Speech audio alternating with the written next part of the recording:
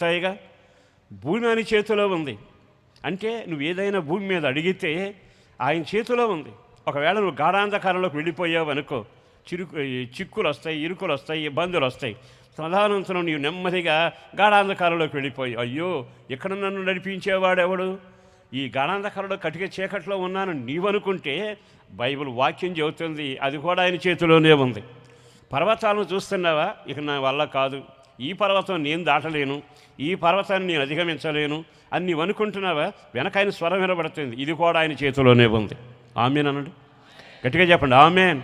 అమ్మో సముద్రం మీద పడుతుంది, నోవహు కాలంలో ముంచేసింది, తర్వాత జీవితాన్ని అల్లకల్లోలం చేసింది, శిష్యుల పడవను తలకిందులు చేసింది. ఇన్ని చేసిన సముద్రం మన కళ్ళ ముందుంది. ఇప్పుడు మనం దాని మీద నడవబోతున్నాం, దాని ఎదురుగా నిలబడబోతున్నాం. అంటే వెనకున్న మాట వినబడుతుంది సార్, ఇది కూడా ఆయన చేతిలోనే ఉంది. దేవునికే మహిమ కలుగునగాక. ఈ రాత్రి నా యేసును బట్టి కుడి వచ్చిన ప్రియ దేవుని బిడ్డలారా, మీకు సహాయం చేయగలిగిన వాడు, సమస్తాన్ని చేతో పట్టుకున్నవాడు ఆయన ఎవరు అంటే నజరుడైన యేసు.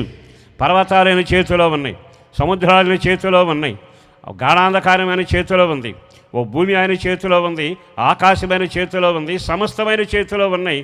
ఇప్పుడు కీర్తనాకారుడు అంటాడు, ఆయన చేతి పనులు చూచానయ్యా, చూచినాక నాకు అనిపించింది మనుషుల వైపు చేతులు చాపడం కంటే, జాతకాల వైపు చేతులు చాపడం కంటే, రథాల వైపు చేతులు చాపడం కంటే, నరమాత్రుడు నాడి ఆగిపోయే మనుషుల చుట్టూ నా చేతులు చాపడం కంటే, ఇన్ని సృష్టించిన నా సృష్టికర్తన దేవుని వైపే నేను చేతులు చాపుతాను.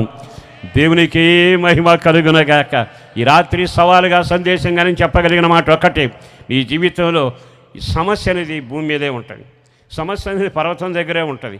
అంటే ఈ లోకంలో ఉన్న ఏ సమస్య అయినా రాని, అది ఎంత సమస్య అయినా, ఎంతటి దారుణమైనా, కుదరని రోగమైనా, వదలని జబ్బైనా, వెంటాడే శాపమైనా, అది ఏదైనా కానీ ఓ సేవకుడిగా చెప్పగలను. అది ఒకవేళ పర్వతం సమస్యలాగా వచ్చిందనుకో, సముద్రం దాటనివ్వలేదే అనుకో, గాఢాంధకారంలో నీ వాళ్ళు ఎవ్వరూ లేకుండా కటిక చీకట్లో ఉండే పరిస్థితి వచ్చిందనుకో, నువ్వేమీ కంగారు పడక్కర్లా. బైబుల్ అంటుంది ఇది కూడా ఆయన చేతిలోనే ఉంది. నీవు నమ్మిన దేవుడు గొప్పవాడు, మనం ఆశ్రయించిన దేవుడు సమర్థుడు, ఆయన చాలినవాడు, సరిపోయినవాడు, సమస్తం చేయగలిగినవాడు. కనుక మీ అందరికీ భరోసాగా దేవుని వాక్యాన్ని బట్టి చెప్పగలిగిన మాట, మనకెన్ని సమస్యలు వచ్చినా మనం కంగారు పడనక్కర్లా. ఇవన్నిటికీ పరిష్కారం చేయగలిగిన ఆయన చేతులు ఇవన్నీ ఉన్నవి కనుక మన ప్రతి సమస్య అద్భుతంగా జరిగించునుగాక. ఇంకొక మాట కూడా చెబుతాను.